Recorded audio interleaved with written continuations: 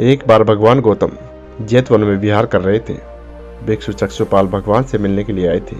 उनके आगमन के साथ उनकी दिनचर्या, व्यवहार और गुणों की चर्चा भी हुई। दोस्तों, भिक्षु चक्षुपाल अंधे थे।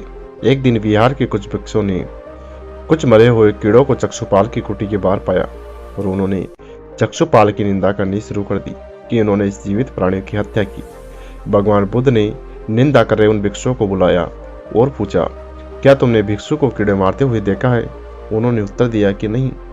इस पर भगवान बुद्ध ने साधकों से कहा कि जैसे तुमने उन्हें कीड़े को मारते नहीं देखा, वैसे ही चक्षुपाल ने उन्हें भी मरते हुए नहीं देखा और उन्होंने कीड़ों को जानबूझकर नहीं मारा है, इसलिए उनकी जो है बर्तना करना उचित नहीं है। भिक्षुओं को इसके बाद पूछा कि चक्षुपाल अंधे क्यों हैं? उन्होंने इस जन्म में अथवा पिछले जन्म में कोई पाप किए हैं, ऐसा कहा। भगवान बुद्ध ने चक्षुपाल के बारे में कहा कि वे पूर्व जन्म में एक चिकित्सक थे। एक अंधे स्त्री से उनसे वादा किया कि यदि वे उनकी आंखें ठीक कर दे तो वो और उसका परिवार उसके दास बन जाएंगे। स्त्री की आंखें ठीक हो गई, पर उसने दासी के बचने के कारण ये मानने से इनकार कर दिया। चिकित्सक को पता चला कि उसकी स्त्री की आंखें ठीक हो गई, वह झूठ बोल रही है। उसने सबक सिखाने के लिए या फिर बदला लेने के लिए चक्षुपाल ने दूसरी दवा दी और उस महिला से फिर से अंधी हो गई। वह कितना ही रोई, लेकिन चक्षुपाल जरा भी जो है दया नहीं की। इस पाप के लिए दोस्तों उसको अगले जन्म में अंधा बनना पड़ा। दोस्तों, दूसरी जो कहानी है वो भगवान बुद्ध अपने अनुयायियों के साथ किसी गांव उपदेश देने जा रहे थे। उस गांव के पूर्व मार्ग में लोगों ने जो है जगह जगह गड्ढे मिले। इस पे दोस्तों उनके शिष्यों ने कहा कि ये क्या हो रहा है? बुद्ध बोले कि दोस्तों, पानी की तलाश में लोगों ने इतने गड्ढे खोद दिए। यदि ये लोग जो है एक साथ धैर्यपूर्वक परिश्रम करते और एक ही स्थान पर गड्ढे खोदते, उन्हें पानी अवश्य मिल जाता।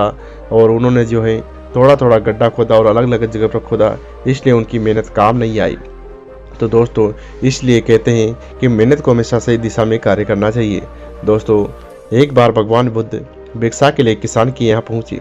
भिक्षा के लिए आया देखकर किसान अपेक्षा से बोला, महात्मा, मैं हल जोतता हूँ तब खाता हूँ, तुम्हें भी हल जोतना और बीज बोना चाहिए और तब खाना चाहिए।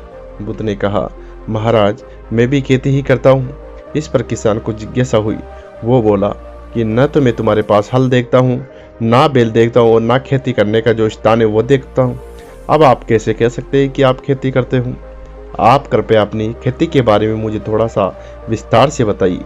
बुद्ध ने कहा, महाराज, मेरे पास श्रद्धा का बीज है और जो तपस्या रूपी जो है वर्षा है और जो ये प्रजा है वो मेरे लिए जो है जोत और हल का काम करती है और पाप भीड़ता का दंड है। तो ये विचार जो है वह एक रस्सी है और जो जागरूकता में लोगों में ये करता हूँ वो मेरे हल की फाल और पैनी है।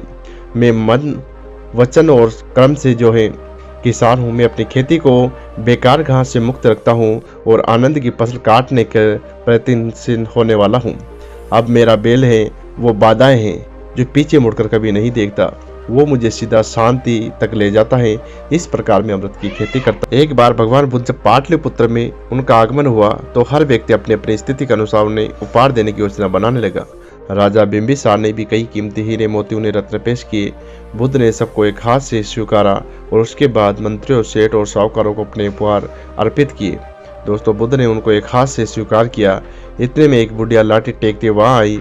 बुद्ध को प्रणाम करके बोली कि हे महात्मा, आपके आने का समाचार मुझे मिल चुका है, इसलिए मैं अनार खा रही थी। मेरे पास कोई दूसरी चीज नहीं थी, इसलिए मैं अनार को ही आपके सामने लेकर आई। आप मेरी गरीब की इस तुच्छ भेंट को स्वीकार करें, मेरा भाग्य मैं समझूंगी। भगवान बुद्ध ने दोनों हाथ सामने करो फल ग्रहण किया।